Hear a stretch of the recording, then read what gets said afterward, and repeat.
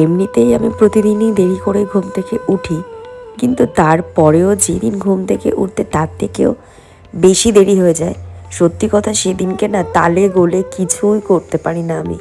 এই যেমন আজই প্রায় 9:45 বাজে, তখন উঠেছি ঘুম থেকে। বাবান অবশ্য তখনও ঘুমিয়েছিল বলে কাজগুলো সম্পূর্ণ করতে পেরেছি, তা না হলে আমার সাথে যখন ও উঠে যায় না, তখন আর কিছুই করে উঠতে পারি না।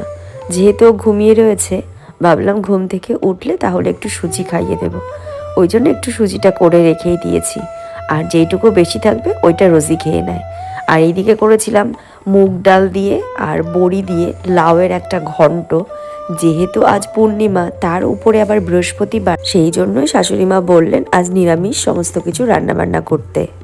আর লাউ ঘন্ট মধ্যে এই মুগ ডাল দিয়ে খাওয়াটা শিখিয়েছে আমার মা। মায়ের কাছ থেকেই বিশেষত রান্নাটা শিখেছি। আর এইদিকে বড়িটাও ভেজে নিচ্ছি, ভেঙে অল্প একটু গুঁড়ো করে লাউ ঘন্টের মধ্যে দিয়ে দেব। বেশ ভালো লাগে কিন্তু খেতে। আর নামানোর আগে অল্প একটু ভাজা মশলার গুঁড়ো দিলে টেস্টটা আরও বেশি ভালো হয়। কিন্তু আজ যেহেতু ঘরে ভাজা মশলার গুঁড়ো ছিল না, সেই জন্য না দেওয়া হয়নি। আর সকালে করেছিলাম সেদ্ধ ভাত, আর তার সাথে করেছিলাম বেগুন ভাজা। ওটা দিয়েই সবাই সকালে খাওয়া দাওয়া করে নেবে। আর এই দিকে আমার রাজকুমার উঠেও গিয়েছেন, তো ওনাকে একটু কোলে নিয়ে নিলাম। কোলে নিয়ে ওনাকে একটু মুডটাকে ফ্রেশ করতে হয়। যতক্ষণ না আমি বুঝতে পারি যে না ওনার মুডটা এবার ঠিক আছে, ততক্ষণ পর্যন্ত ওনাকে নামানো কিছুতেই যাবে না। হ্যাঁ, আমার এই জিনিসটা দেখে অনেকেই বলে কি আদিক্ষেতা।